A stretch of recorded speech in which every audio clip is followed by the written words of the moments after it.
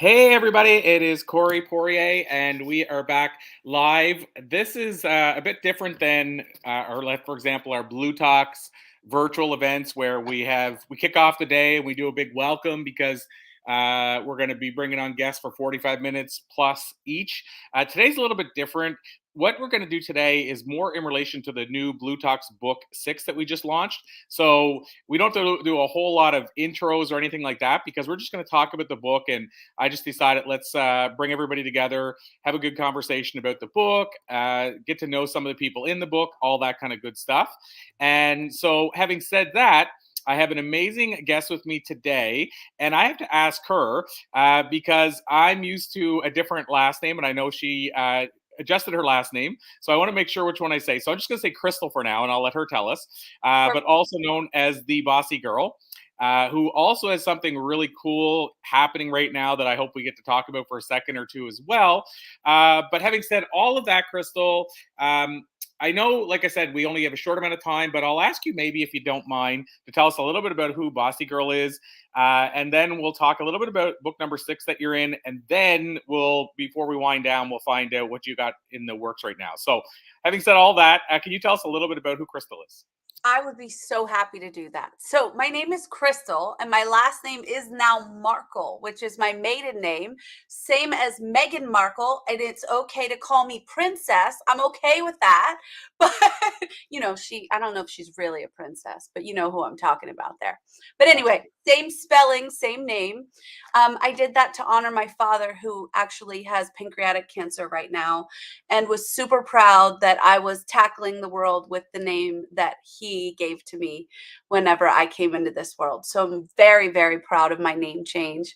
And what I'd like to tell you about is my company is called Bossy Girl Leadership, and it was started about 5 years ago after I was in a car accident and had a traumatic brain injury. And through that process, as I fought for my recovery and used my voice and realized that even in this state that was less than optimal, that when I told people that I was meant for more, and when I was leading and doing what I believed what was right, is I was called bossy.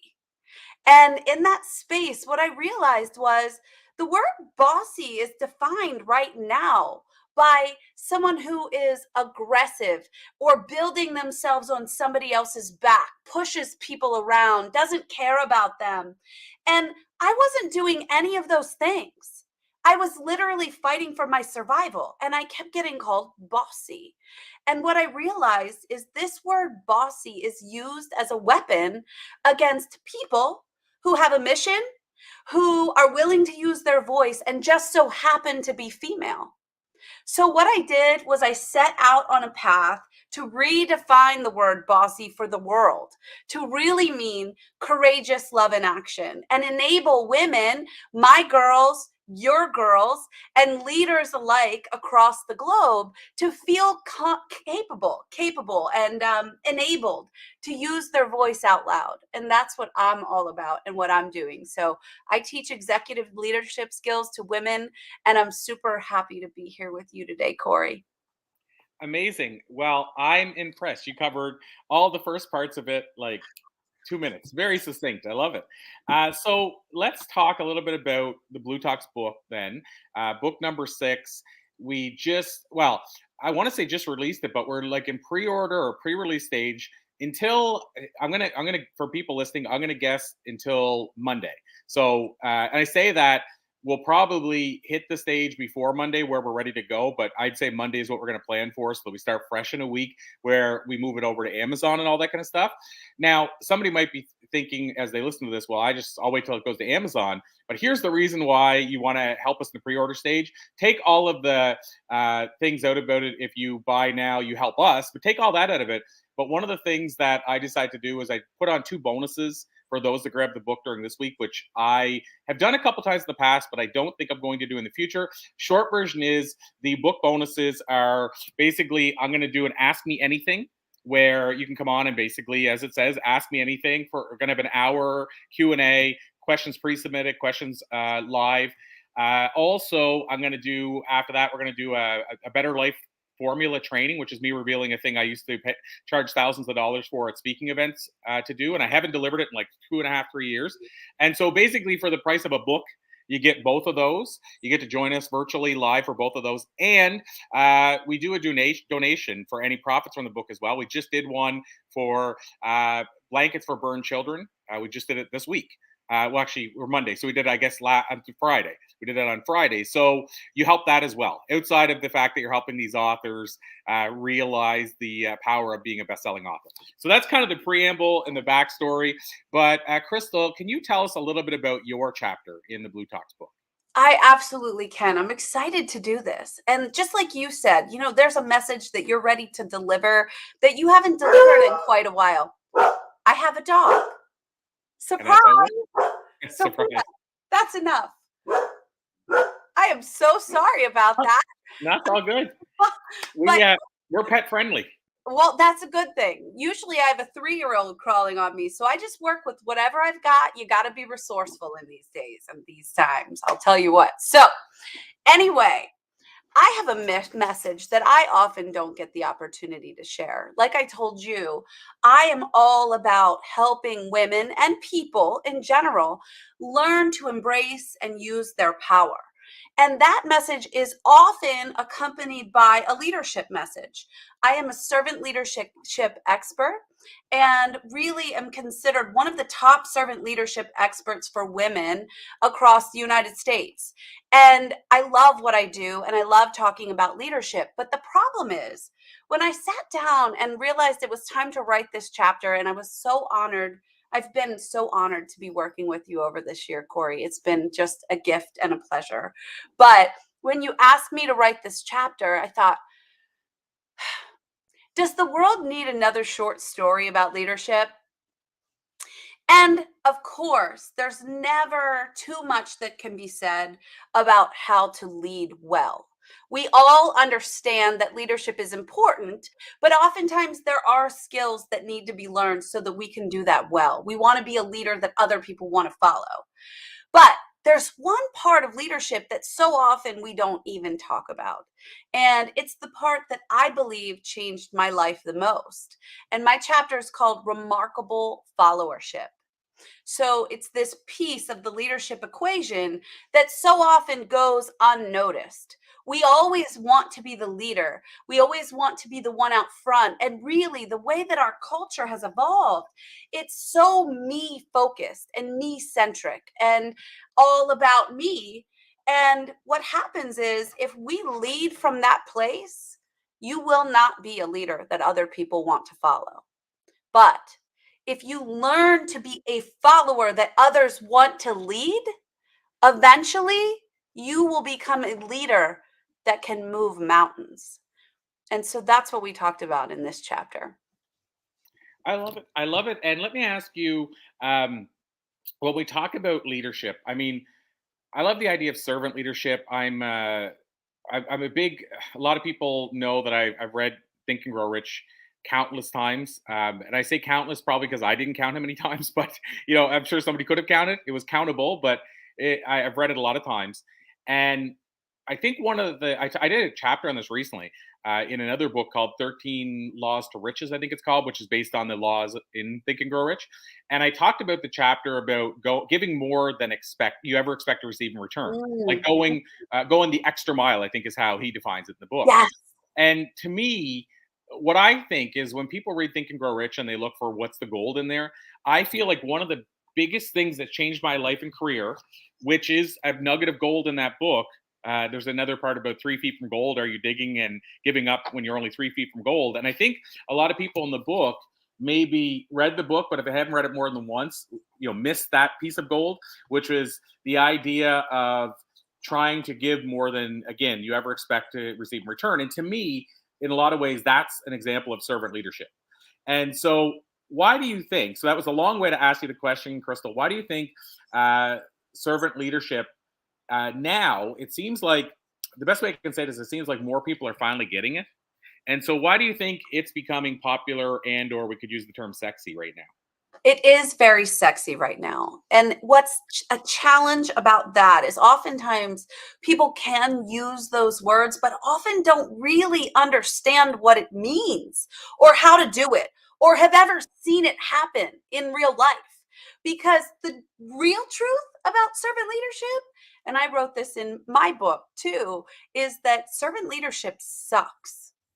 Because what it means is it means being willing to give up what's important to you for what's important to somebody else. It isn't sexy. If you're leading as a servant, there's nothing sexy about it. It's really sexy to say you're a servant leader until you actually do it. Because the servant leadership doesn't happen here on camera looking pretty. Servant leadership happens whenever you're down in the trenches, working beside people, making their mission happen, making them better tomorrow than they are today. And the truth is, there's no time for you in that. Servant leadership is mission first. And let me be really clear, this can be very challenging for people to hear, but it's mission first. People think being a servant leader is about just being nice and loving everybody and giving them what they want. And that's not the truth. Servant leadership is mission first. And what that can mean is maybe you're not the right person for the mission. And we have to make sure that we are doing what we need to do to accomplish missions. Servant leadership is not soft. It's mission first, your people second. And understand, with your people coming second, that means you are last. And so there's nothing sexy about servant leadership when you're doing it. But what comes after that is priceless. It's relationships that last a lifetime. It's the things that you really, really cannot buy. The kind of relationships that you build within your family. You know, those moments that you have with the people that you love. It could be a parent, it could be a sibling that you know they would die for you. Servant leadership looks like that in the workplace. And to experience that is to change your life. Wow. So let me flip this on you then, Kristal, and ask, Yeah. why do you think, knowing how powerful it can be, knowing what happens as a result, knowing how it can impact your life so positively, why do you think so few people practice it? Because I think it's safe to say, if I go back to the terms, back in the day, we didn't even use the term leader. The term was commonly used as manager. And, Yeah. and I say commonly used in the term, but also knowing that both of them are somewhat considered different anyway. Like, it's not like they're both always interchangeable. You can have, for example, a service manager in a company who manages the service department but doesn't consider themselves a leader. But then you go to what Robin Sharma talks about and say that anybody can be a leader even if they don't have a title. So what I'm saying is, I understand how the functions are different, but my question is, why do you think for so long, and still to this day, so many people choose to manage people rather than lead people? I think there's two answers to that. One, I think that when you look at the research, you can see that leaders lead the way they've been led. Mm. So even if you've been led by someone that you don't want to follow, that's how you're going to continue to lead in the months that are really, we lead the way we've been led for at least 6 months after we've been led that way, even if we didn't like it.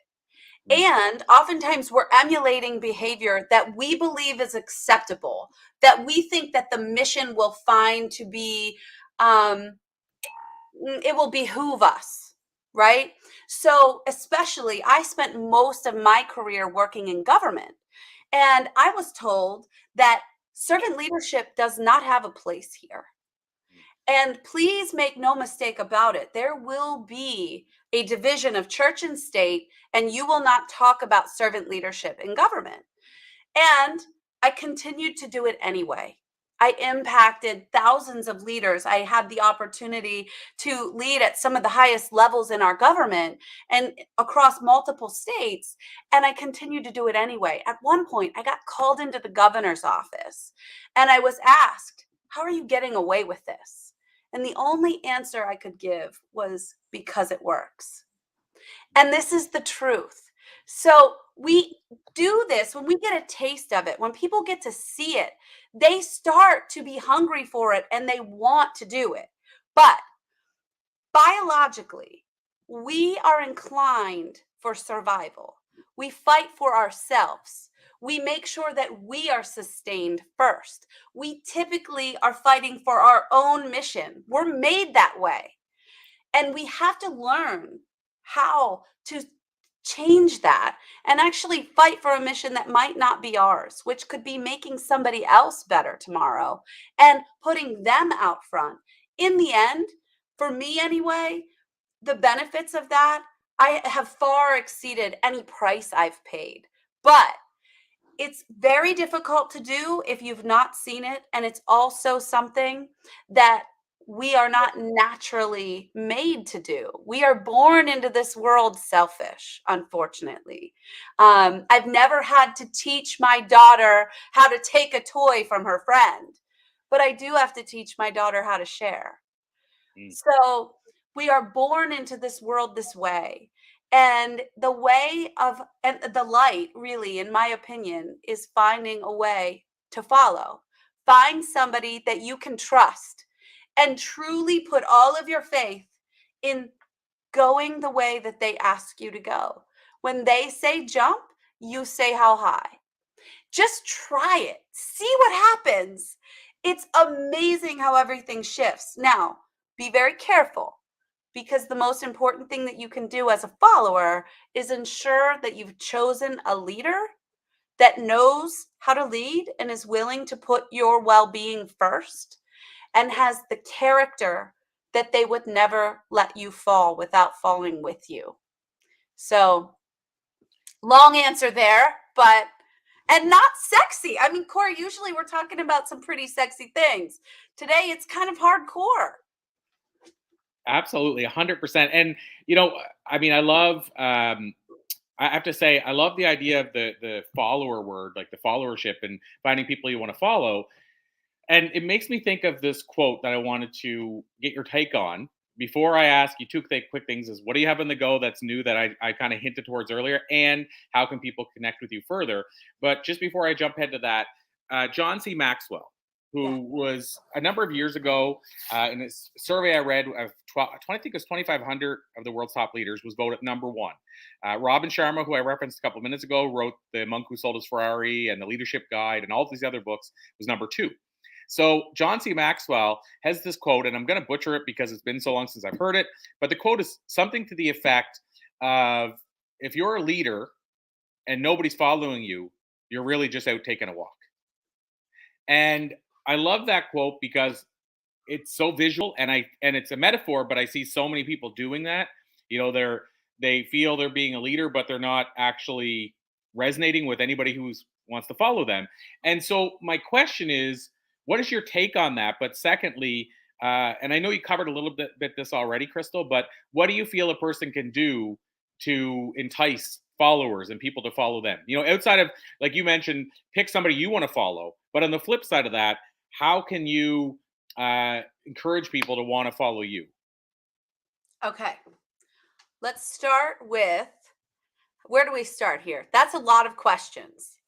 Well, what is your take on the quote? The idea that, and then secondly, how can we make sure we're not just out taking a walk, to reference? Okay, let's start there. So it's so true.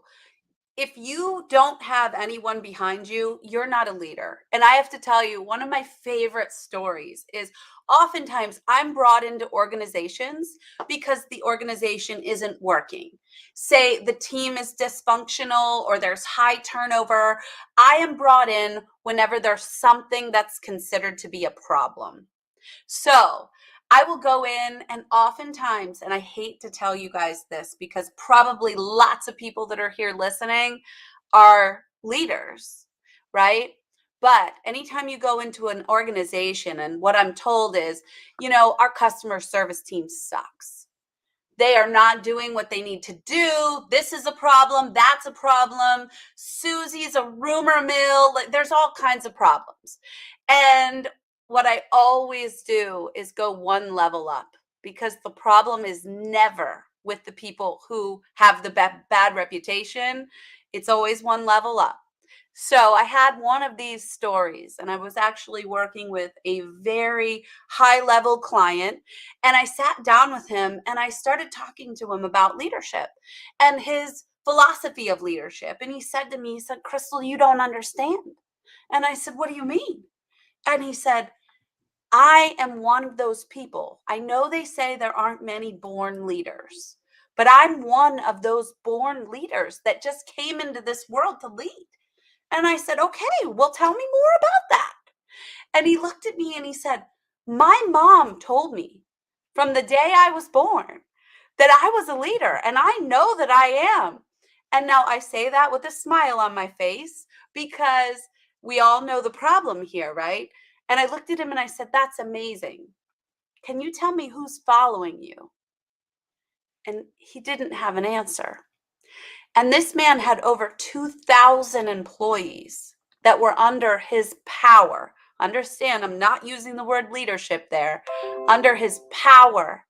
And he couldn't name one person that was going to follow him. So if you don't have anyone behind you, if you're leading the mission and you look back and nobody's there, you are just taking a walk. There's no doubt about it. And Corey, I can tell you in the time I've worked with you, you've taught me a lot about this. If you want to just not take a walk, what you need to do is turn around and take somebody's hand. Start sharing their stuff. Figure out what they need. Find a way to love them. Even if you ask somebody, and I promise you, this is a question that will always take you so far. If you knew that you were meant for something, what would it be? And you have to ask that in just that way. Because if you would say, what are you meant for, Corey? People have a hard time with that question. But if you say, if you knew what you were meant for, what would that be? You'll get a different answer. And once you know what somebody believes they were meant for, then you have an opportunity to help shine light on that for them.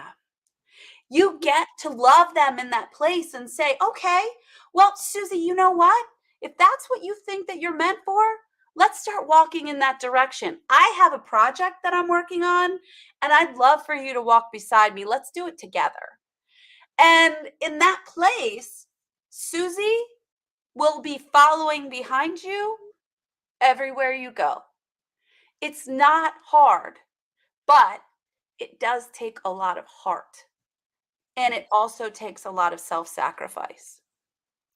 Amazing. Well, Kristal, we're right down to the wire, but I want to say, first of all, thank you so much. I hope as we go throughout this today, people realize the power of this book, this bLU Talks book number Oh, 6, yeah. and why they should grab it. I mean, we're talking leadership now. I know, but who knows? I'll say, who knows what we're going to be talking about with the next interview guest, but I do. I know, but you don't if you're listening. And so you'll get to see as we go through each interview how, I'm going to say how far and widespread the knowledge is in this book, the insight is in the book, but also the rawness, the vulnerability, the power of this book. You know, it's like I'll compare it, but Chicken Soup for the Soul. When you get a Chicken Soup for the Soul book, there's so many authors that you're going to get so much from it that you wouldn't get from a book that's written by one person. So Yeah. that's what I love about this style of book. But let me ask you, I promise, Kristal, that I'd save time for the last thing of how do we learn more? I'm going to combine two questions in one because I'll just let you smooth out the one question into the second. So Yeah. the last part will be, of course, how can we learn more? But just before that, can you tell us this new thing that you have on the go that I think probably surprised a lot of people? That's super exciting, so that people know how they can maybe support you and what you have on the go. Oh my goodness. Okay, I'll do this really, really quickly. So, as I said, I am on a mission to change the world and to redefine this word bossy. And part of that is not only with leadership, but with leading a movement, you have to be willing to go first. And what happened for me back in January is I was asked to get involved in a whole different level. And I am currently running for state rep in the 87th District of Pennsylvania. The website for that is www.kristal4pa.com, KristalForPA.com. So I am all about people before politics and super excited about that. What my mission is to show that this world doesn't have to be so divided and nasty. I'm a very centered candidate. I don't really fall on either side, and I'm really excited to represent everyone in that place of leadership. So that's what I'm doing there, kristal4pa.com. In addition, I'm looking for 100 ladies to join my network of women who are going to be finding their voice and their purpose and working with me on how to do that. It's only $23 a month. And if you go to bossygirl.org and click on join, you'll find it there. Bossygirl.org. I'm Kristal the Bossy Girl, and make sure you get this book. Thank you so much, Corey. Wow. So impressive. I'm super stoked, but I'm also super impressed that you and I were able to keep it right to time. Uh, Woo! so Kristal Markle, like Meghan Markle, so people don't forget the spelling Yes. and pronunciation, the bossy girl. You know how much I appreciate you and think of you. So I'm just going to keep waving the flag for all the great things you're doing. You are making waves and changes in the world. So thank you for being you. Thanks for being a part of Blue Talks. And I'll call it a to be continued, my friend. Absolutely. Thank you, Corey. You're amazing. Thank you. Always a pleasure, my friend. We'll talk more soon. Bye. Okay, so I'm going to bring our next guest right up. Uh, Mandy, can you hear me okay? Oh, I think, okay, there we go. I was going to say, I think you're on mute, but I think you're not on mute now. I can hear you. Hi, Corey. Hello, Mandy. How are things going? Going pretty well, thank you. How are you doing yourself? I am doing fantastic. We always say no complaints, but nobody listen anyway. But I wouldn't complain if they would listen because that's not who I am. We bring our own sunshine. So Mandy, I'm going to jump right in because, as you know, today these are all super quick conversations, and so I want to maximize our time. So, Mandy, I usually like to do this anyway, and so I'll do this here to kick things off. But can you tell us, first of all, a little about yourself before we jump into the book and you becoming involved and what your chapter is about and all those kind of good things? Can you tell us first a little bit about who Mandy is? Yeah, for sure. So my name is Mandy Gefle, and I have a nutrition business. I love food. Food is like my jam. I love to make food, and I love to inspire people to eat nutrient-dense foods that are actually delicious as well. And so I feel like this is a huge common misconception: is people think that if they're eating healthy, that the food is not going to have any flavor or it's not going to taste good for them. And so that's my big mission, is kind of showing people that nutrient dense foods can also taste delicious and support your body, and you can be excited to eat them and excited to make them with your family. It doesn't have to be so hard. Well, I love that because I'm kind of right in that mode right now, aiming to. I eat fairly healthy, I think, compared to, I'll just say a lot of my friends. When we go out, I see the difference. Like, I only ever drink water. If I'm drinking a bottle of water, if I stopped and picked up a bottle of water, even though I know the plastic water isn't as good, I always drink only Fiji or Evian because they both have a higher alkaline rating. And well, I won't go into the other reason, but I'll just say they're not made by other companies that make other stuff that I am not a fan of as much. So, and I think people can read between those lines. But having said that, right now I'm at the office, and if I look at my, what do you call them? Like my lunch bag, I guess you call it. Like if you look at my lunch bag, you'll see Yay! and grapes. I don't know if I can show grapes. And I just had an avocado about a half hour ago, and so I think I eat better than I used to. Rather than comparing me against anybody else, I think I eat better than I used to. But let me ask you first and foremost. And I think this is always the common question. We all, I feel, inherently know to a large degree what's healthy and what's not, and yet there's still hundreds of magazines, telling us two different things, and competing things are healthy. We read the front of a magazine, and what one says is confusing with the other one and conflicting with the other one. And at the same time, we're still struggling as to how to eat healthy. So my question out of that is, given that our body truly, I think, knows, and given that most of us deep down know, why do you think it's such a struggle for us to eat healthy? Because we don't have to all the time. Our body is so resilient, right? I think that's part of it. And so this is something that I've actually been on a mission to find as well for myself and for my own family. This is my life's work right here.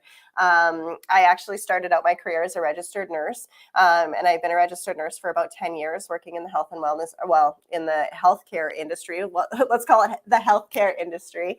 And then just a few years ago, I actually opened my business in nutrition because I started to really put two and two together of how much the food that we eat really makes a difference in the strength of our body and in the resilience of our body. And so part of the reason I think that sometimes people don't eat as healthy as they should is because of convenience, right? They don't necessarily have to. It's so easy and convenient nowadays to not eat healthy. I think some of it is we just don't necessarily know. Like, I think a lot of people are thinking that they're doing a good job, although they don't understand the back end of the food industry. And you already talked about, like, I don't drink water from certain brands because I don't prefer some of the other things that they put out. But there are so many ingredients, like chemical ingredients nowadays, that are hidden in our food, and we don't even realize that that it's there because we're just eating trusted brands, right? And then finally, our body holds so much resilience. A lot of times eating poorly doesn't necessarily catch up to us until we start. My husband, he turns 40 this year, things start to catch up to us kind of midway through our life. And then it's like, now I got to change my habits because I didn't think that this was doing as much as it actually was when my body was younger, right? And so I feel like there's a few different things going on. In addition to an industry that's very confusing, they change the trends when it comes to like eating and healthy wellness trends. They change about every 6 months, and they tell you, no, you got to switch, you got to do something different. So there's a lot of confusion around it, which is why I do what I do, because I like to like simplify, make things very, very clear, make things very easy. So I love that. And Mandy, your chapter in the book, which relates to this heavily, I'm looking at it right now. It's the title is "Listen to Your Body." It is communicating more than you. And it's interesting because that's what we've been talking about already. What your body can tell you, and listening to it. But here's a question for you around that. I know my body is telling me the right things to do, not just with food, but it took me a long time. But I'm now finally starting to listen to insights and intuitions and synchronicities. And I see, like, I make notes in a synchronicity journal now, and I see them happening daily. And yet, I was just on a plane. I shared the story recently. I was on a plane with my girlfriend, and she would confirm this and back it up. I was doing like the what do you call it, multiple choice, like Trivia Pursuit almost, but you got 4 choices of answers, and it was this quiz game on the dash of the airplane, back of the seat. And I said, every question would be like 4 answers. Some of them I knew, but the ones I didn't, I said to her, here's what I think it is. And then I said, but I'm thinking this one seems more practical.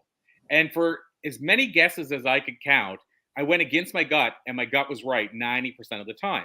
So my question is, our body is telling us, but how do we listen? And how do we know? Like, what I'm getting at is that I eat food, and if I'm not mindful, sometimes my body kicks it out and it's like, I don't want this, but I don't even hear it because I'm so busy.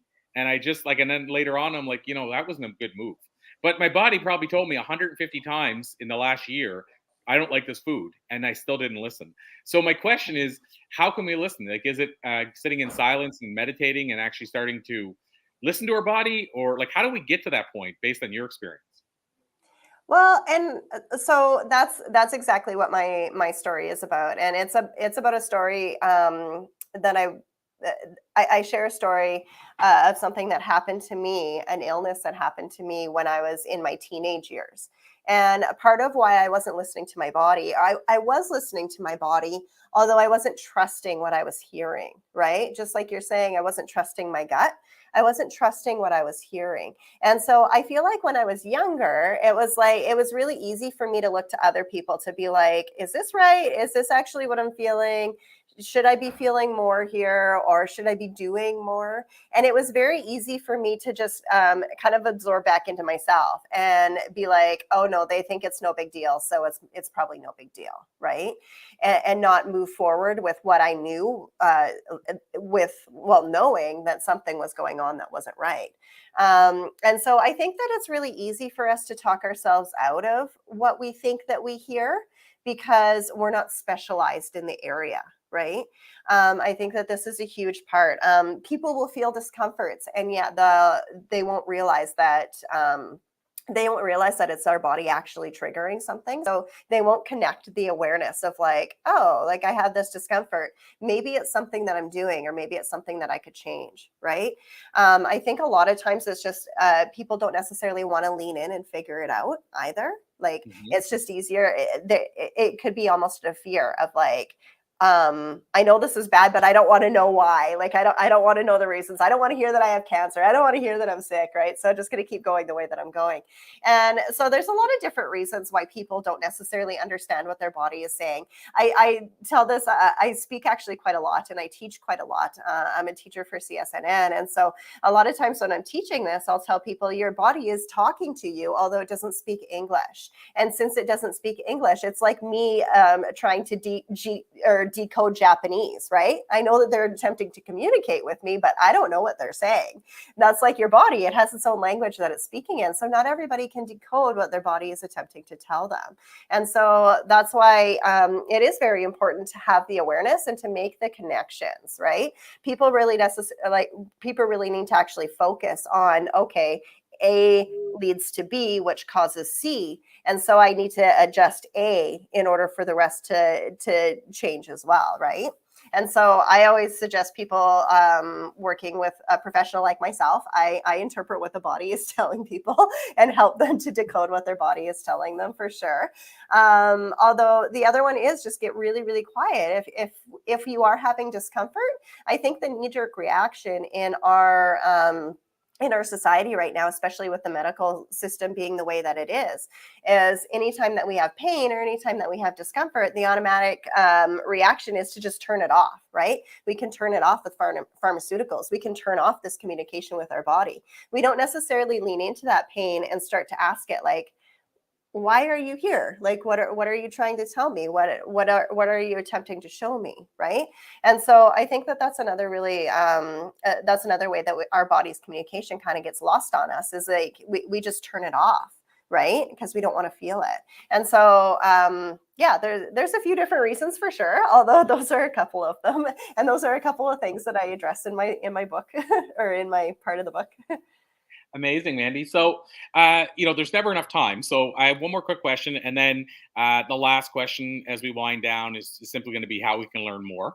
But my last kind of, I'll call it official question is, from your perspective, why is it important? So look at it like, why do you want to be involved in a book? But I'll ask the bigger question is, why is it important for you to get this message out to more people?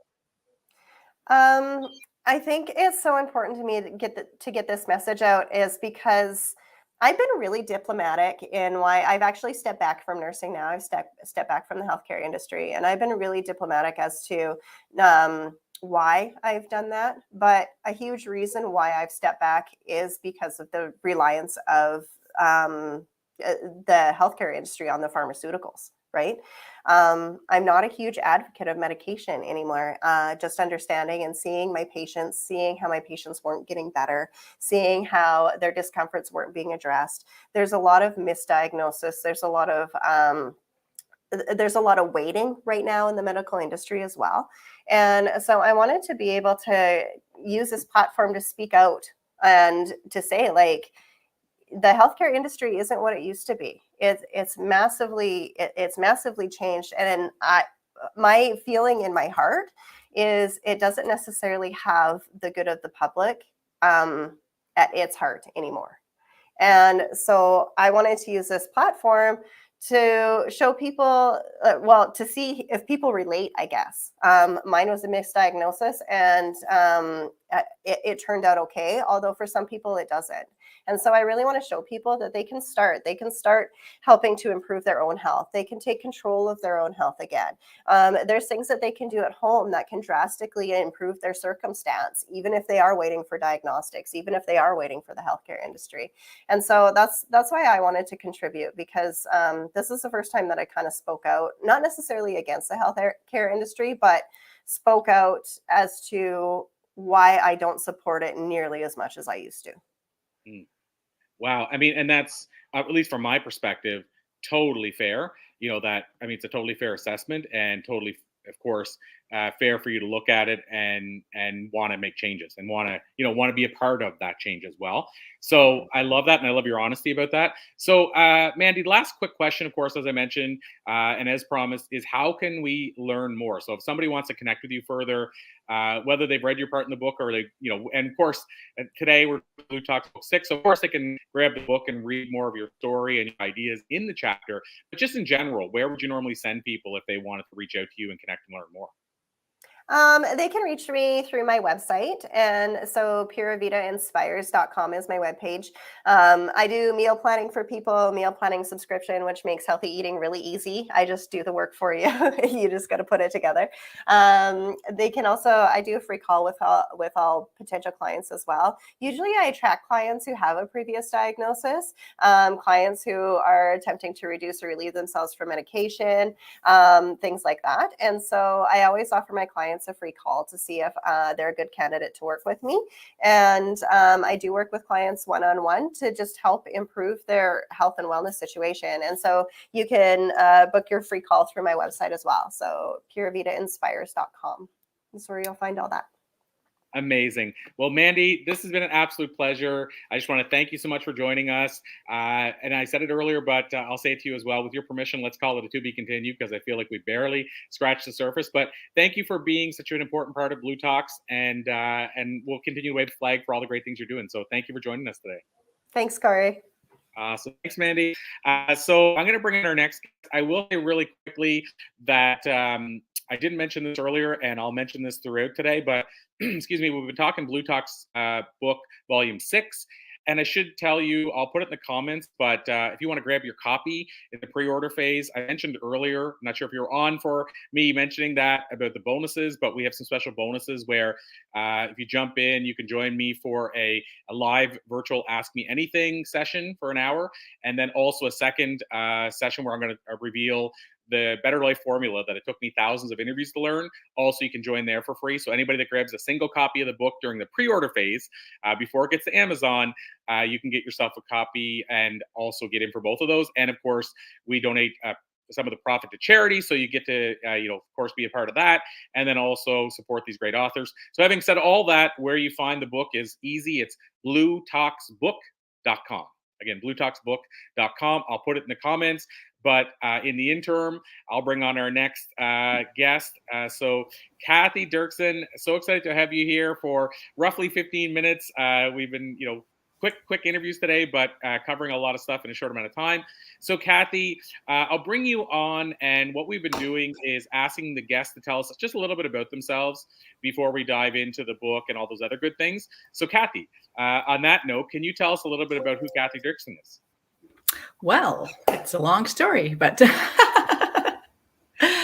make a long story short, over the last decade, I've been working in the financial industry. And about just over a year ago, I chose to leave my corporate job to set out on my own to really focus on helping women create wealth and success on their own terms. So not by the corporate agenda, not by what other people tell them they should be doing or planning.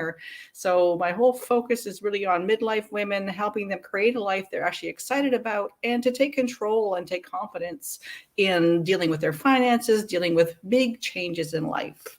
And I find that that's something that really holds a lot of us up when we have a big change coming up, whether it's career changes, relationship changes, going into retirement, all these big things in life that come up. And many of us just feel stuck. We're not sure what the next move is, how to do that. And again, whether it's your finances or other stuff that comes up. So that's my whole focus right now, is really helping women take control of their life and love their life. Well, I love that. And I think that's very important. I mean, I feel it's overlooked, and especially in a time whenever we're busier than ever before. We have more access to everything than ever before. But as a result of being busier and not slowing down, it feels like we're also maxed out and stressed more than ever before. So it's like there's a whole kind of can of worms that goes with that. And so let me start there and ask you, and I want to talk specifically as well about your chapter, but let me ask you, what do you think is the number one thing that steps in the way of people being able to just, sit with and enjoy and be fulfilled and all those kind of things that we're all, I think, searching for inherently? I think a big part of it is that we've got caught up just doing life like day by day by day by day. And after a decade or two or three or five, we just suddenly realize that we're doing this life that, hey, how did I get here? And this isn't where I want it to be. So I think that's a huge part of it, that we just end up somewhere that we weren't planning on being. And especially right now, though, I find so many of us, like you say, there's so much stress, there's so much going on. And especially over the last couple of years, I find people are just feeling numb. They've just become numb and stuck with all the stuff that's been going on around us, all the changes, all the things we need, all the different fear things that are coming up for us. So I think that's why it's really important to reach out into a community like this, where you can snap out of how you're feeling right now and reach out to other people that can help you shift out of where you're at if you're feeling stuck and numb like that. Yeah, I love that, and I think, well, I mean, I'll ask your thoughts on this, Cathy. But how big a part, we're in a unique time right now. How big a part do you think COVID played in all this? Well, that's just it. I think COVID has really accentuated these kind of big shifts and stuckness. But I think especially for people in midlife, that I think this is a common thing that we run into, as we've been doing a career for a long time. We've had kids, our kids have left home. And there's those, again, shifts in our life that have to happen as part of going through life, but we're not really prepared for them because we haven't really been looking forward at them. They just suddenly hit us like, oh, my kids have left home. I don't know what to do with myself. Or, oh, I hate my job. I feel like it's just making me more and more stressed, and I'm getting physically and mentally ill going to this job, but I don't know how to do something different because I've been doing this for so long. So yes, I think COVID has definitely played a role in it, but I don't think it's anything new. Yeah, I mean, so interesting for me when you say don't think it's anything new. I'm actually currently reading a book called The Choice by Og Mandino. And I maybe read 5 of his books, I'd say, at this point. And that book, though, called The Choice, is a fictional parable. Most of his books are. But he also, his next book was called A Better Way to Live. And I won't go too far into the rabbit hole explaining the two of them, but I'll just say that one was a fictional book. And in the fictional story, it was about an author who wrote a book called A Better Way to Live. And then he wrote his next book as a real person, which was like a nonfiction book, him sharing his insights, called A Better Way to Live. So his book, his book after the book was basically, he used the title from his fictional character's book. So it was really an enigma. Wow. But having said that, Cathy, why I bring that all up is in both books. So one, he was talking fictionally, but in the other book, he shared his real thoughts on it. He talked about, and this was going back to, I think, now I'd have to go back and look, but I'm going to say like early 80s. And he's, he probably wrote this in his earlier books because he started in the 60s writing. But in his early 80s book, he talked about what you just said, the percentage of people that were unfulfilled. He talked about, which I had no idea, but again, we're going back to the 80s now, early 80s. And I think the numbers were, I'm going by memory now, but something like 4,000 people every hour treated for mental illness. And, and of course, there's some aspects of that maybe had part to do with trauma and other things, but I'm sure there's a big part of that is stress. Like when they say treating for mental illness, I'm sure a high percentage back then was from stress. But he listed all the things like how many prescriptions of Valium in the 80s is what he was talking about. But I forget the number, but it was something like 75 million prescriptions that year, something like that. But the point he was making was that people are stressed, people are maxed out, they're not fulfilled. And here we are, what is that? I don't know, 40 years later, and we're still having the same conversation.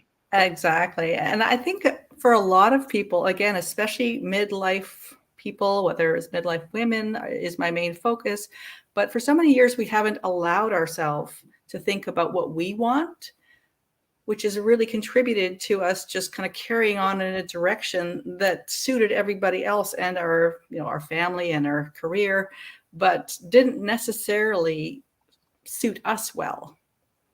So then we get to this point in life when you just are feeling frustrated and that yearning almost for something else, something that isn't what you're doing right now.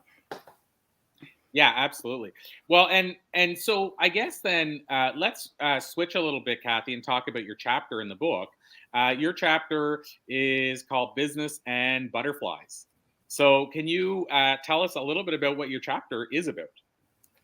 Well, yeah, I tried to pick a title that was kind of a make you stop and go, what?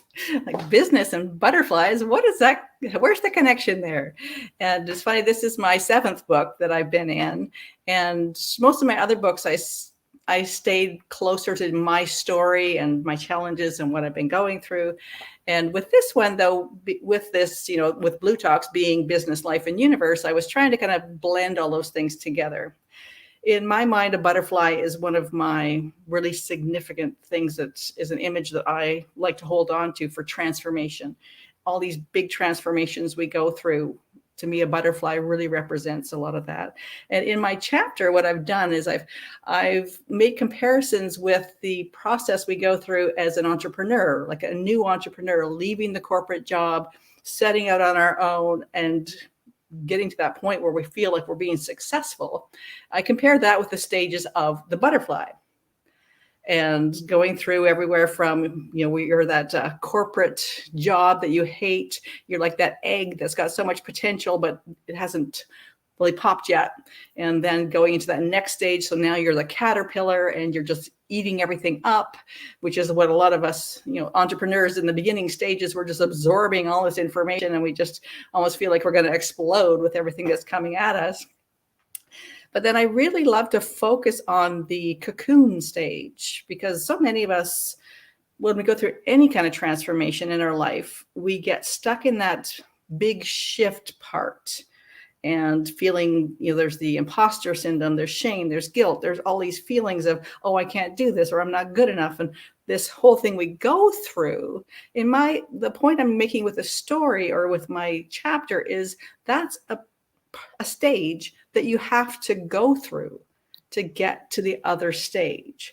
So we tend to beat ourselves up about it when we're in that kind of messy part. Whereas that's something you have to go through. That's one of the stages of getting to the next part where you're going to actually fly and be a butterfly. And so there's a lot of different points I bring up there. And one of them being that when a caterpillar goes into the cocoon and comes out as a butterfly, it's not just a caterpillar that's grown wings. It is literally melted down into almost nothing and being recreated into this butterfly, which is really a whole different thing. And the other part that I like to focus on is when we look at it from a genetic point of view. My background is actually in genetics, and people often think that a butterfly and a caterpillar have different DNA, but they don't. They have the same DNA, but they're reading from a different chapter. They're reading it differently from a different spot, which is what we have to do as well when we go through any big life transformation, that we need to stop reading that chapter about playing small. Stop reading that chapter about I'm not good enough or I'm too old for that. Start reading that other chapter that's about, wow, this is how I can take this on. These are the resources I need to get there. How do I learn that next thing? So we need to just read from a different chapter of what we already have to get to the next stage. So it's kind of an interesting kind of comparison between entrepreneurism and other big transformations in life and how they're like a butterfly. So you'll have to read it to get all the other details. I love it. Well, you heard it here first. And so I mentioned earlier, but I'll add in again for those that want to grab a copy. You can get it at bluetalksbook.com. I'm going to try for when we come back after a break. I'm going to try to see if I can put it on the bottom of the screen so that people actually have the website right there. But last quick question I want to ask you, Cathy, before we let you run is, I'll ask a two-part question like I did earlier with Mandy, but I'll ask, what would you, if you could do one thing and it made the biggest mark on the world, what do you think that one thing would be? Like what, and you might be already doing it, but I mean, I'd just love to get what is your one thing that you feel you bring to the table that can make the biggest difference in the world? And then the second part to that is, how can we connect with you to learn more? Like what's the hub, or where do you direct people if they want to learn more about Cathy? Yeah. Well, the mission of my company is actually to create a cycle of wealth and success among women around the world. And so my goal with that really is to inspire and support women when they want to go through that next step, when they want to shift their life, when they want to take on something bigger that's more themselves. So that is what I'm doing now. My goal is to do it on bigger stages, wider audiences, and really hit a global group, because I believe in that ripple effect, that as we kind of build ourselves, we then help others, improve their own situations, and it becomes that ripple effect where we're helping each other, helping our communities, helping the world. It just goes out from there. So that's my big focus, and how people can connect best with me. LinkedIn is where I am most active on social media, but my website is the easiest place to connect, because it's got links to my book a call, it's got links to my programs, it's got links to all of my books that I've been in and coming up. And so all those different things are all on my website, and it's just inspiredtenacity.com. Amazing. Well, Cathy Derksen, this has been an absolute pleasure. I'm a big fan. You know that I'm going to wave the flag for all the great stuff you're doing. You know that I want people to check out your story in the book, because I know it can change lives. I love that you're a part of our community. And so, Cathy, with your permission, I'll call it a to be continued. And let's keep we've done past interviews already. We've had you as a host on bLU Talks, but let's keep that magic rolling. And as always, just let us know how we can support you further. But in the interim, I'll recommend people go check out your website, check out all your work. And if they grab a copy of the book, they'll get to learn more about, as you said, what the connection between business and butterflies, more than you already shared. So, Cathy Derksen, thank you so much. Appreciate you. Thank you, Corey. Always a pleasure. Thanks so much. So thanks, everybody. What we're going to do is we're going to take a quick break. This is just me taking a quick break. I'm going to put I'm going to put a slide up telling you that we'll be back in 13 minutes, so at 2:15 Eastern. Feel free to just wait us out or join us back again in, like I say, 13 minutes, when we have 3 more guests talking about bLU Talks book number 6. As you can see on the screen, bluetalksbook.com is where you can grab your copy. We're in the pre-order phase. It's the best time to grab a copy right now, because you can get access to some bonuses that I don't normally offer. And then also a portion goes to charity, and also you're helping these great co-authors who are trying to impact and change the world. So again, back in less than 15 minutes, and this is just me to take a quick break, because I won't have one for the next hour and a half after this. So I will see you guys back here very shortly. Let's see if I can get a slide on the screen to say as such. Let's see here.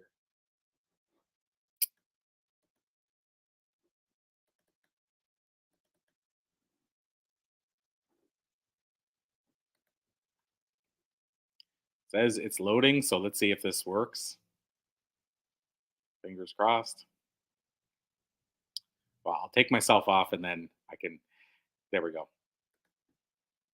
So you can see we'll be back in, like I say, 12 minutes.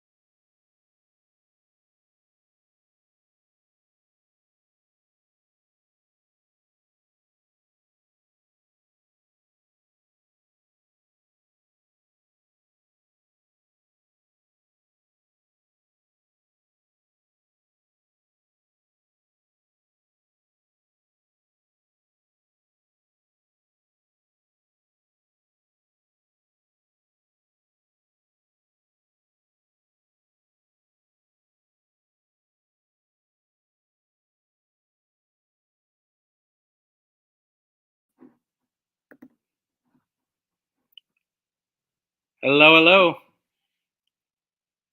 Can you? I can't hear you, Ilona. Can you hear me? Yeah, I can't hear you. Let me see here. You don't seem to be on mute.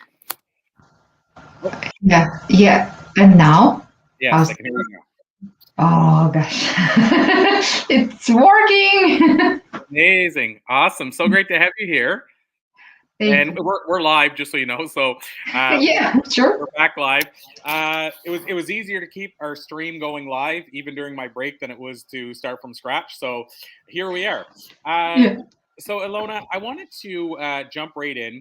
Uh, all these conversations about the book are so short; they're only 15 minutes. I want to maximize our time, but I wanted to jump right in.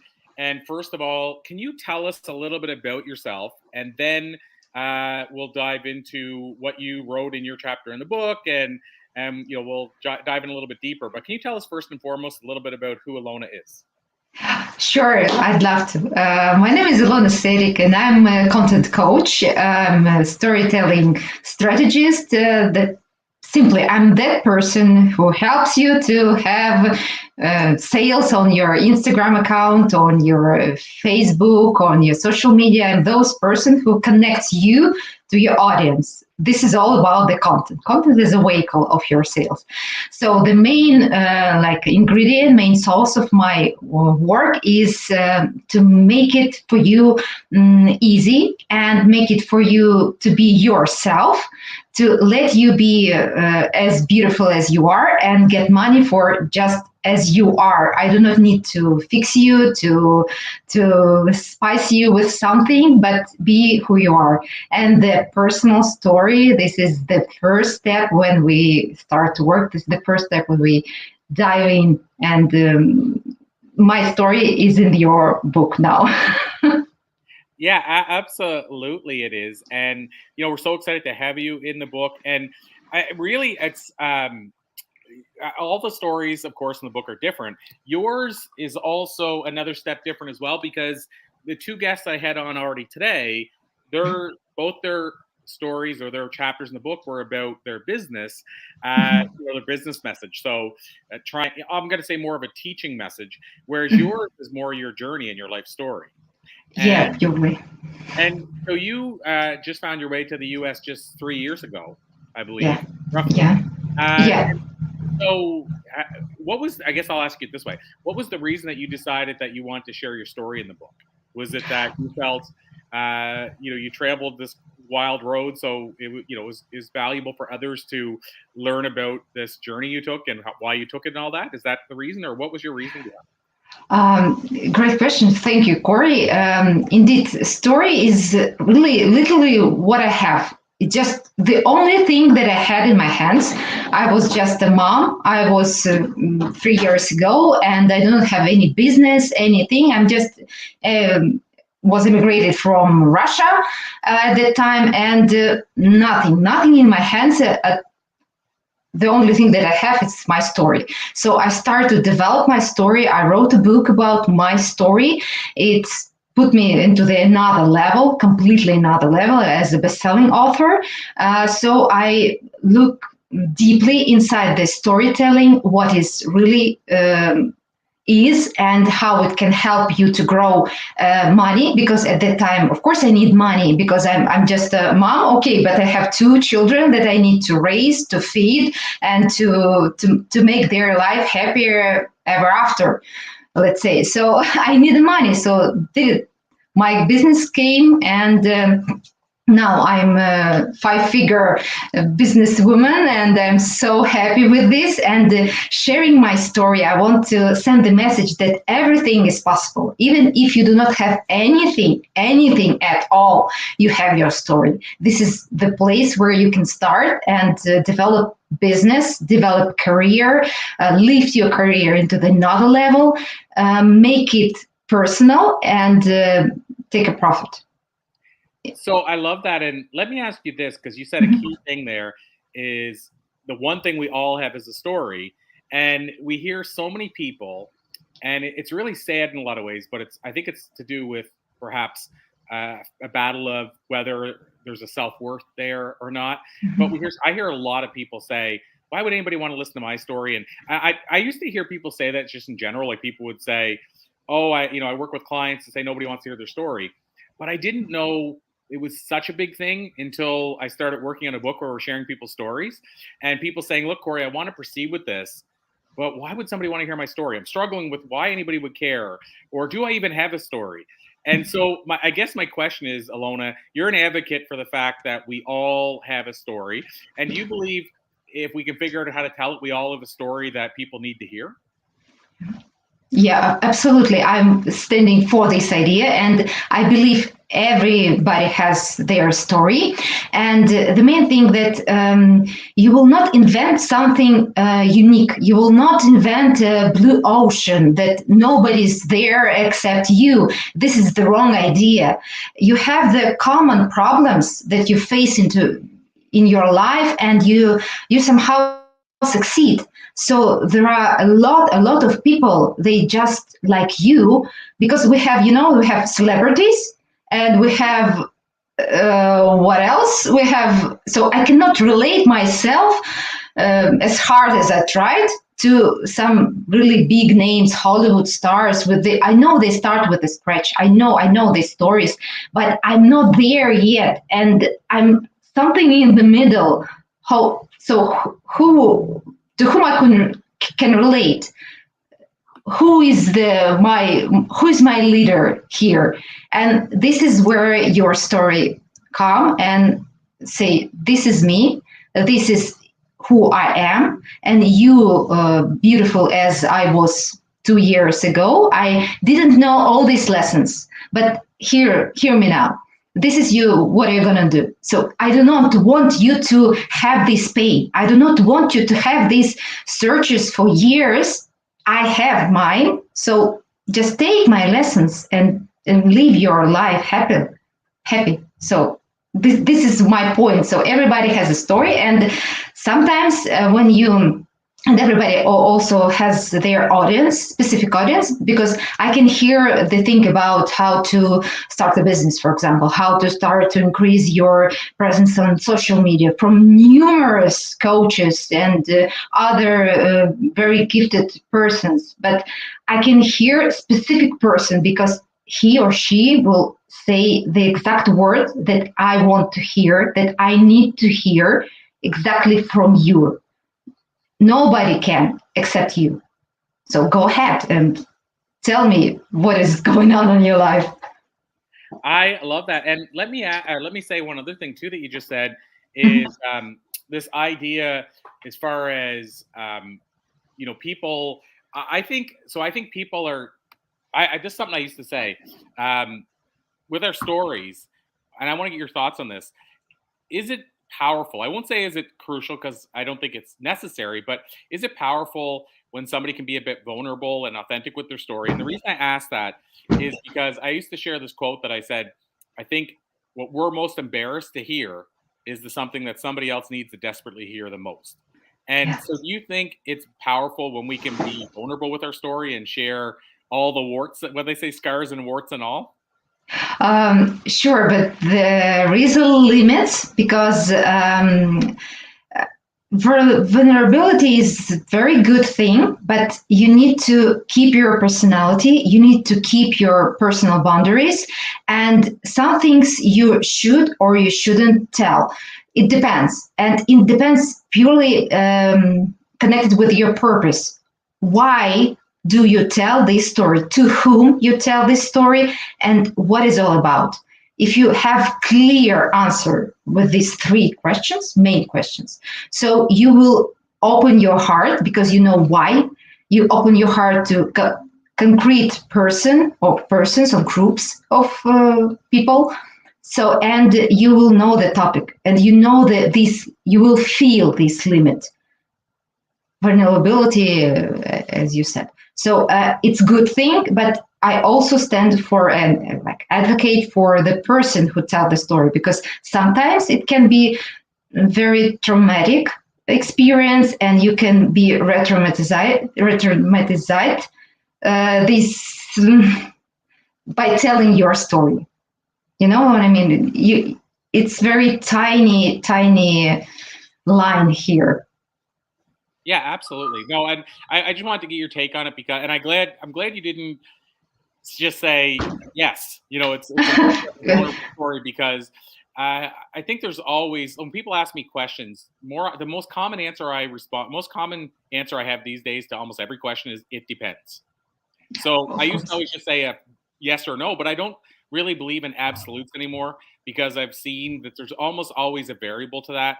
So, like, for example, if I talk about sharing the warts and all in your story, I think about, there's a book called The Dirt by Motley Crue, band that pretty raucous band from the 80s, and they shared the warts and all, and I found the book really pulled me in.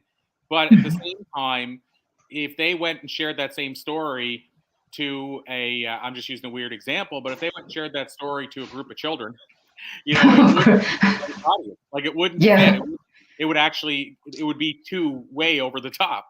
And so them sharing the warts and all was probably a great fit for their story for their fans and for their audience. Yeah. But their audience today, if they were going in to read a children's book, and they were version of The Dirt that they wrote, but she'll shared all the raucous stuff they did in the 80s, it wouldn't really go over that well with the parents. So I think it is important that we understand there's some variables to it. Yeah, of course, there is always a balance between your interest and the interest of your audience, and you pick something in between. This is where content grows, something in between. When you're comfortable to tell it and your audience just definitely want to hear it and they really find the value in what you want to tell, whether it's tutorial or your story or whatever you want to give. I love it. And one of the other things I really like that you said is you mentioned 5-figure earner.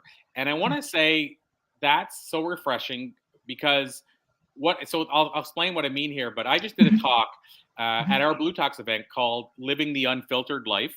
And what the premise was we need to get away from, and I say we, I mean the people doing this, but we need to get away from running Facebook ads saying, let me show you how to make 7 figures, whenever the person that's running the ad maybe hasn't made 7 figures. Like, we know that's happening. There's people standing in front of a house that they don't own, trying to convince you to buy a product where they're going to teach you something that they haven't done. And it's almost always 7 figures. Every now and then it's 6 figures, but it's never 5 figures. Why I bring this up is because what about all those people out there that are just starting? And for them, 5 figures is digestible. It's doable. It's possible. But they hear everybody saying, I'll help you make 7 figures in 20 minutes, which we know is not going to happen. And so I love that you said 5 figures because it's so rare. But I think that's a whole audience that's being underserved. The people that are saying, I'm just starting, 5 figures would be amazing. Yeah, this is the case. I'm for the authentic content. I'm for to be authentic. It means if you are yourself, it's so much freedom here. I don't need to tell you now 8 figures, 7 figures. I have 5 figures and I'm growing. I'm going somewhere. I start from this 0, nothing, just domestic violence survivor, mom of 2 incredible kids. First time in America ever. I've never been to America, never. This is my first time and for life. This is the huge difference. It makes huge difference in my life. It shakes me from the ground. So this is what I'm talking about. So if you see my start point and you see my 5-figure way now business, so you will feel this difference, you will feel the way. And there is, again, so much freedom in this. I do not want to tell you these fairy tales. For what? Because it takes so much energy. You cannot imagine how you can run social media if you fake to your audience. It's so much energy, effort. It means it can even damage your psychological and mentally. It can damage you yourself. So be careful to yourself. you beautiful as you are, just start and you will find your audience, you will find your 5 figures, 7 figures, whatever figures you want. And maybe some person do not need even 7 figures business. This is the point. Maybe some people need only 5 figure, even 3 figure business. They quite happy with this. But we have these social stereotypes. If you are successful, let's do this. But maybe I do not need even my personality, my values do not combine to these 7 figures. Yeah, to that point, I mean, for some people, they might not want that. They might not want the stuff that comes with that, because once you're into 7 figures, there's new headaches. There's new things that maybe they don't want it. It's a weird example, and I'll share this. And then, of course, I want to ask you, Ilona, how we can learn more. Our next guest isn't backstage, so I feel like I have a minute or two still. But I'll add this. There's a guy named T. Harv Eker who wrote the book, The Secrets of the Millionaire Mind. And he was, years ago, I was interviewing him, and he shared the story with me about how he always wanted to be like a home-based business. Now, his home-based business was a 7-figure business, but he wanted to be just like himself, running the business.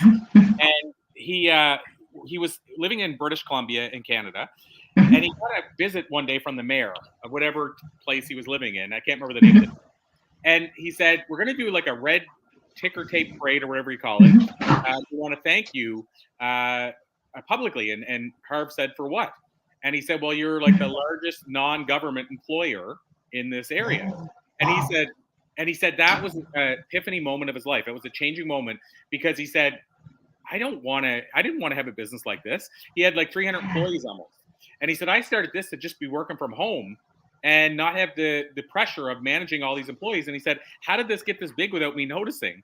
And the point is, he ended up selling the company. It was, to my understanding, it was one of the largest private company, training company sales in history. But he sold the company to basically go back to working out of his basement. Because he didn't want to be what he had become. And again, to your point, it's not for everybody. That somebody else would have dreamed to be where he's at, and maybe even have done it and got there, and now they're happy to be there, but he wasn't. And so even though he was still making 7 figures, he didn't want to have a company that was that big and intense. And to get to 7 figures for most companies, they have to have a certain amount of employees or freelancers, and they're managing people. So I just want to, it's kind of a wild direction to go, but I think it's important for people to understand it doesn't always have to be about 6 and 7 figures. Yeah, of course. Totally agree. yeah, totally agree. So, Ilona, like I said, I want to ask you how we can learn more. I think that's a super important question. Like for people that have been listening to your conversation here, obviously they know the book. The book link is right there. bluetalksbook.com, where they can go grab a copy of the new book number 6 that your great personal stories in. But if they want to reach out to you to connect with you, they want to learn how you can help them with their social media or earning 5 figures, whatever that looks like, where would you normally send them? Normally it's my Instagram account for sure. This is it's plain and simple. It's just my name in the one word, nothing else. You will find me exactly as you see me here on the cover. So you can find me here, grab a free coaching call with me for 30 minutes. It's not about selling. It's about what you can do right now to improve your presence in social media and to increase your sales. It's all about this. So, amazing. Welcome. Absolutely. Well, thank you so much, Ilona. As you know, I'm a big fan. I've said this. It's true, though. I said it to every person almost today, but I am a big fan of all the stuff you're doing. I'm a big fan of the guests we've had on as well. I love the work you're doing in the world. I will say with bLU Talks, the community that we built, I can't even think of a person that I'm not a fan of. Like, I'm a huge fan of all the work that you are all doing. So, Ilona, with your permission, I'll call this a to be continued, because I know we've had you on our monthly closed breakout networking meetings, but we have to bring you on for one of our bigger bLU Talks virtual events. And then also, just so you know, you are, whenever you're ready to come back to the next breakout, you have a 5-minute introduction for everybody. You remember that? You want to for 5 minutes. So whenever you're ready. But in the interim, Ilona, I'm a huge fan. I love what you're doing. And going back to my original point, let's call it to be continued. Yeah, sure, for sure. I'm totally for this, and your community, amazing Lutex guys. You bright my life. This is my fresh start, and I met awesome people here. I'm blessed, really. This is my point. I'm blessed. Well, Ilona, we're blessed to know you. So thank you so much. Truly appreciate you. Like I said, we'll let you run for now, but it's for now, and it's to be continued because we'll bring you back again in the near future. Yeah, sure. I'm for this. Totally. We're for it as well. So thank you so much, Ilona. Thanks Yeah. for your great energy, and thanks for joining us today, and thank you for being a part of this book. Thank you, Corey, and have a nice next conversation. We will. Thank you so much. Yeah. So awesome. Another amazing guest. So I am going to take a peek. Our next guest is supposed to be here, but there may have been a mix up in the time zones. That's always a fear. And we have about 10 minutes before the following guest. So I wanted to give enough time to go at least check and see if she may have sent me a message. But I'm going to stay on with you guys in case either way. But in case that she's not able to join us, and then I'll just keep on running here for now. We have 8 minutes roughly before our next guest. And that's our final guest for the day. Ilona, I think you can still hear me. Darlene Way, who's also a part of bLU Talk, said, please add me on Facebook. I think she's referring to you because her and I are connected on Facebook. So I just want to let you know that comment's there for you. So everybody else, I'll let you know that with bLU Talks, book number 6, it's I should have added too that the background that has been on while we've been interviewing everybody is bLU Talk 6. So you can't see it right now, but you'll see it when I'm on with the next guest. That is the background with the photos of everybody on the back cover. And as far as the book itself, we're in the pre-order stage, which really what that means is that we haven't brought it to Amazon yet. And we've shared this publicly before, but the goal is we want to hit a certain number of pre-order sales before we bring it to Amazon. We are like this close, like so close right now. And I would say we're literally days away, a couple of days away perhaps. But I will say when we do these pre-order things, we definitely give you a lot of incentive to grab the book now. And so the incentive this time around is I offered up 2 bonus trainings. So for anybody that buys even a single copy of the book, you get to come on with me for a live Ask Me Anything. Without me looking at the dates, I think that one is in May. And then in June, I'm doing the Better Life Formula training, which is a training session that I've done in the past. And I haven't done it in a number of years. And I used to charge thousands when I work with a client. They bring me in to speak to their team, deliver that. And it's essentially what it took me 6,500 interviews to learn from some of the world's top leaders about how they live a better life. So you get access to both of those for basically the purchase of a roughly $19 book. And also we donate profits from these books at least to charity.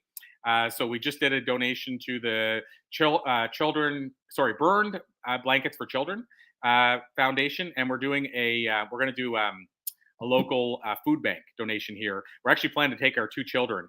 I don't know what it's going to be like with the youngest one, but we're planning to take the 2 children and film them going and grabbing food, non-perishable food that we're going to bring to the local food bank. We did that when we were in Boston with bLU Talks at Harvard, and it was really cool. We had our oldest son. He was only 2 then, and he was grabbing all the food, and he didn't know what was going on, but he was having fun doing it. And then we brought him in to bring it to donate it to the local Boston food bank. So really cool experience, and to see how much it means to the people receiving it. So you're helping all of that. Also, these co-authors, these amazing co-authors, you're helping support their story. So like I said, we're very close to our pre-order minimum that we like to have before we bring it over to Amazon. I would guesstimate that we're going to be on Amazon by Monday at the very latest. We'll probably hit the numbers before Monday, but I decided why don't we start with a fresh week and everybody ready to do the launch. And so that'll probably be next Monday. So what that means to you is the next few days, maybe up till Thursday or Friday, is your last chance to grab it in the pre-order stage and get those bonuses. So again, it's not a hard sell. It's really offering up bonuses that are worth thousands of dollars to for each person that buys a single copy of the book. I'm just trying to make it a no-win. A no-lose. I was going to say win-win. A no-lose situation or a win-win situation for everybody involved. So that's a little bit about bLU Talks. You can grab the book at blutalksbook.com. The authors, you'll probably be able to see in my post some of the authors that are in it that aren't on with us today. I'm going to bring our next one on any second here, but I'll just say again, bluetalksbook.com. You can go read all about it. And it's essentially 30 some stories about business, life, universe. Ilona, who was just on, her stories about like her life story, her journey. And then we had Cathy on previous to that, which she was talking about business. So hers was like a business message. And so bLU stands for Business Life Universe for those that are new to us today. And so you're going to find stories about business, life stories, and spiritual or universal stories. So that's everything about bLU Talks. That was my little, I guess, sort of intro break or sponsor break, I guess, if you will. And then I'll have to track down another guest and see if we can do a separate interview later. But I'm going to bring on our final guest for the day a few minutes early, which will help me too, because we're going to be doing an author training for the people inside our author group at the top of the hour. So if I bring this next guest on early, that'll allow me finish 5 minutes early, and that'll give me 5 minutes to jump from one stream to the other. So having said all that, Linda Breedlove, so excited to have you here today. I got your last name right off the top. And so Linda, so great to have you here. And I don't know if you heard any of the other interviews, but where we usually like to start is to get the guest to tell us, and we're jumping right in because we only have a limited amount of time, but to tell us a little bit about who they are, a little bit about their backstory, and then we'll just have a nice conversation about the book, about you, all that kind of good stuff. But Linda, can you tell us a little bit about who Linda Breedlove is? Sure. I'll tell you about my author journey first. That I started about 5 or 6 years ago, going through a transformation myself. I wanted to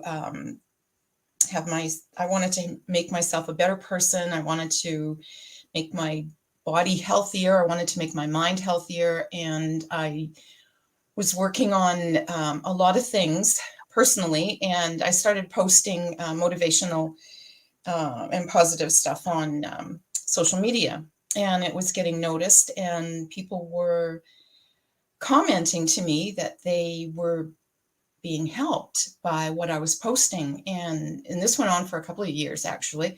And I kept track of all my posts. I journaled every single day. Every single day I would journal. But eventually, because my posts were helping people so much and so noticed, that I had made contact with she had made contact with me, a publisher, and she asked me if I ever thought about writing a book, and I said, well, I hadn't, but she said, well, you have one already. She'd been following me, so I just went back and I organized everything into a book. And the first 4 books of mine are a self-help motivational, mostly about my transformational journey, and they were all well received. The first book actually won an award, an international award, for Best New Author of the Year. And of course that spurred me on to write more and more and more. And I didn't think that I could write anything else other than motivational. And I surprised myself, because I'm now writing a fictional romance, and it's turning out really good. So that's my 5th book. That'll be my 5th one. So for the first 4 are motivational and mostly about my journey. There's a few other journeys there as well, but now I'm foraying into fiction. So we'll see what happens. Amazing. I love that. Well, I have to say that I wrote one fictional book years ago. I guess what we would term a parable. That's I guess the proper term for it. So similar to for people that might be familiar with it, like the 1 Minute Millionaire, right, or the Richest Man in Babylon, or the Celestine Prophecy. Yes. And it was a very small book around customer service. So it was very related to what I was doing work-wise in my business. And I'm actually now working on my second parable, and it's like, I feel like it's at least 10 years in between the two of them.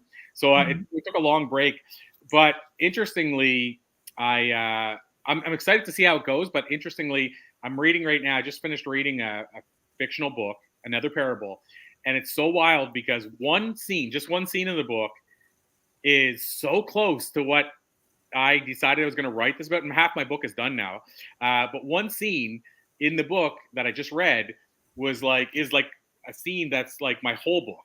And it's so wild. It's like, I was trying to think on too strange a thought. Was I supposed to see that to realize there's a book similar, or was I supposed to realize that to go, okay, I'm on the right track? So Right. one thing is that it's just the scene that's similar, like the premise of the scene. It's not like Yes. conversations or anything about the book. It's just the scene. But yeah, it's amazing to me. It took me this long to get back to writing fiction, because I would say I enjoy it as much or more than nonfiction. Mhm. I think it's cool that you're going in that direction. That was a long Well, and it's interesting too, because I thought that I was never going to be a fiction writer. However, it's basically the same thing. When you're writing fiction, you put a whole lot of yourself into the book as well, even though it is fiction, but it's still so much of yourself. And I'm having so much fun writing it. So I don't know how long it'll take, probably another 6 months or so, but I'm really excited to have this one published too. So, but you wanted to talk about the story that I wrote for you? Yeah, I definitely do. Yes. Yeah, I wanted to talk about the Blue Talk story and I'm looking at it right here, Rebel on Purpose. Mhm. So I would love to know what the idea is there behind Rebel on Purpose. Behind Rebel? Yes. The in order to transform myself, I had to change my whole mindset. I had to change my whole way of thinking. I had to change my whole attitude. And I decided that there's only one way I could do that, and that was to rebel against everything that I was brought up with, everything that I was conditioned with, everything that I was taught as a young person, because it was either do that or just kind of go along in little bits and pieces. But no, I had to rebel against all of it in order to write my books. And that's where that's where Rebel on Purpose came into being. And my last book that is just being published right now, it's actually called Rebel Heart, because through all that whole process, I realized that I've always had a rebel heart right from day one. And I just needed to find that person again. So that's where Rebel comes in. I love it. And so have you always been a rebel? I believe so. Although there were many years when I had to conform. I had to conform myself. I mean, marriages, children, you have that, and you have to conform at that time.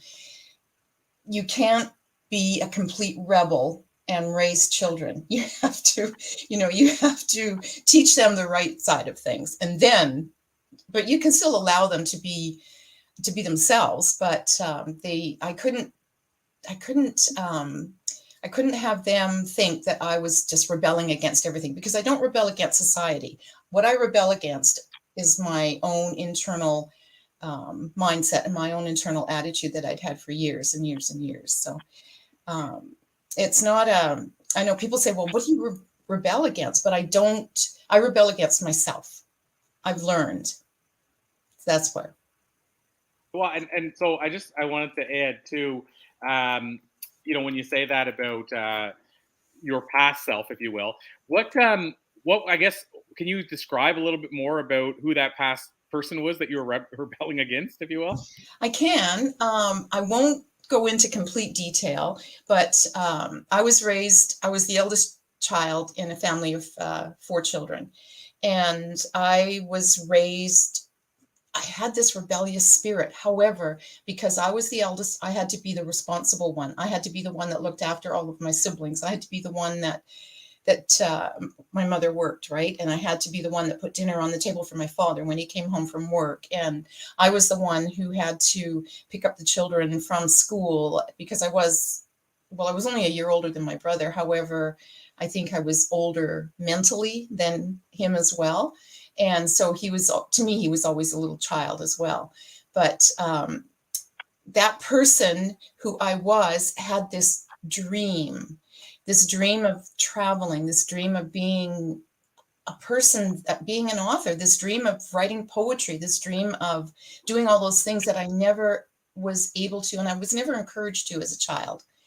And that dream had never really left me. It was always there in the back of my mind. It took many years to bring that dream back to the forefront. And when I did, there was no stopping me. I'm just going. I'm a going concern. And so, having said that, what does the future look like then? Like what, when you say that, what's do you have like long-term plan of what that looks like, or is it are you just kind of taking it as what does that look like for you? Well, I'm a strong believer in whatever happens, happens, but I have gone through 2 marriages. I have 2 exes now.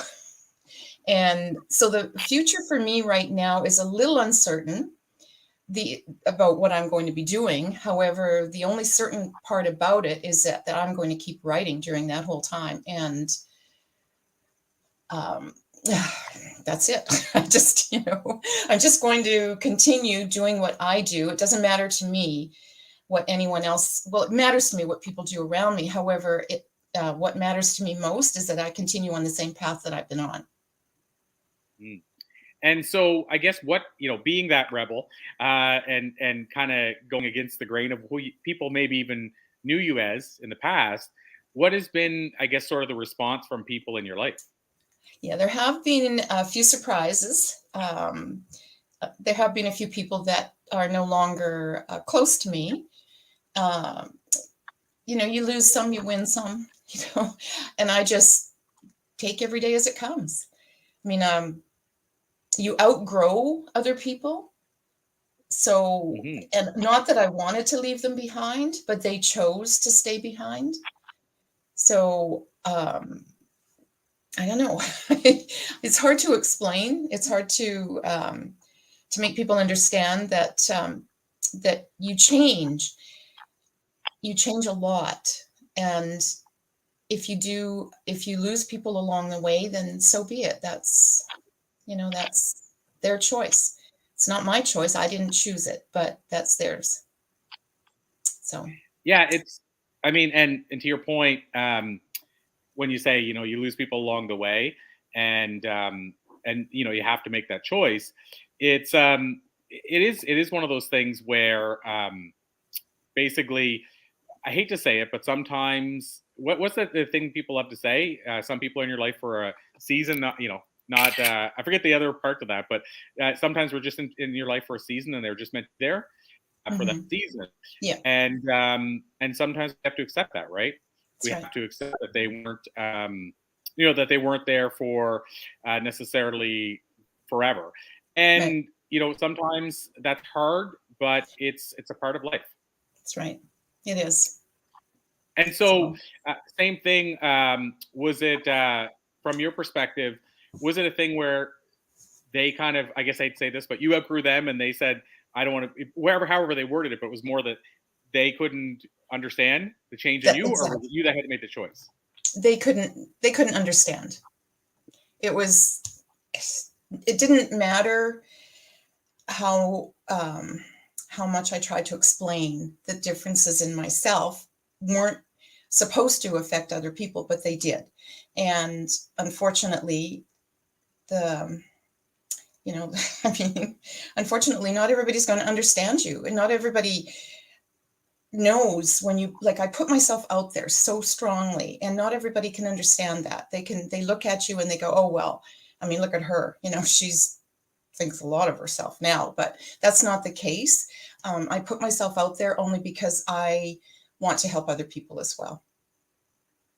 And so I guess then, circling back to the writing for a second, as we start to wind down, what is your, I guess, ultimately, I'll ask it this way, Linda, what is your hope that people get from your writing? Like, what is ultimately your hope that this writing does for the world? Well, to put that into perspective, I had a young friend, and she read my first book. She was actually only 25, very young, but the book affected her so much that she actually changed her life right then and there in order to be a better person. She didn't like who she was becoming. She didn't like the job she was in. She didn't like the career that she had.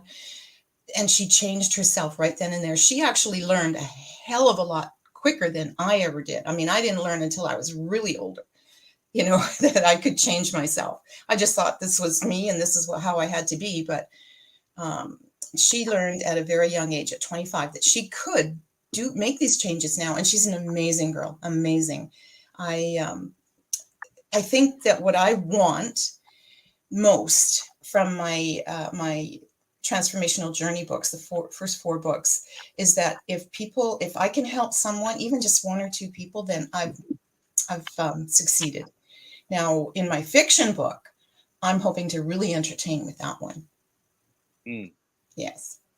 And so I'll ask one last question before I ask how we can learn more, Linda. But did you make a conscious decision as well? One of the things that when it comes to authors, it used to always be everybody wanted to be with a publisher. Now I find more people, I don't know if it's more, but just as many people want to go self-publish for different reasons, like freedom and different things that come with that. Have you made a decision on that side, like what you feel appeals most to you? Well, I actually have a friend who has a publishing company, and I guess you would call it a self-publishing company. It's called, anyway, can't remember it right now, but she's actually a university professor in Nanaimo here, and a professor of literature, of course. And she's written 16 books and published them herself too. So she's formed this company, Bestsellers Publishing Academy. So she's formed this publishing company to train other authors in how to do it. And what it is, she does a step-by-step. Because she's become a friend, she is still publishing my books. So I haven't had to, although I do all my marketing. I do all of that. So in a way, it is self-publishing. I just prefer it this way. Oh, I love that. Well, and to your point, I'm glad you added that one last thing is you do all the marketing. That's Yes. the part I think that a lot of people get confused by. People still to this day that tell me they want to be with a publisher. When I ask why, the answer is always, well, I don't want to have to market the book. Oh. And I think people, if they, like yourself, you've written a book, you've been involved in books. I've been doing this, 16, 17 years in the book business. We know that that's not the reality. I mean, No. I don't think it ever has been, but of course, years ago, whenever the big 4 book publishers kind of plucked you to nowhere, and they didn't have to compete with as many booksellers, and it was all walk in stores to buy books, and they could get the let's say manager or the owner to put your book at the front if you were with a big publisher. Back in those days, was conceivable that you didn't have to do a whole lot of marketing. You just maybe had to jump on the media they scheduled for you. Today, it's a whole different world. Today, you have to do I would argue you have to do just as much marketing whether you're with a publisher or not. Right. So then it comes down to the only benefit with a big publisher is distribution. They can get you into certain places you can't otherwise. But you have to ask if you're willing to give up a lot of the things you have to give up to get in with that. Like I'm talking now with the big traditional 4 publishers. Yes. I'm with a New York publisher as well. That will be like the next tier below. And I get a lot of the things that I would lose otherwise normally with a big publisher. But with a big publisher, a lot of times they might edit your book a lot. So it might not say exactly what you originally thought. You might have to wait 2 or 3 years to get a book out that you think is timely, and a whole bunch of other things. So I think I asked you that because I think it's important that we really figure out our goals before we just say, oh, I want to be with a big publisher, because that's the way it's always been. Yes.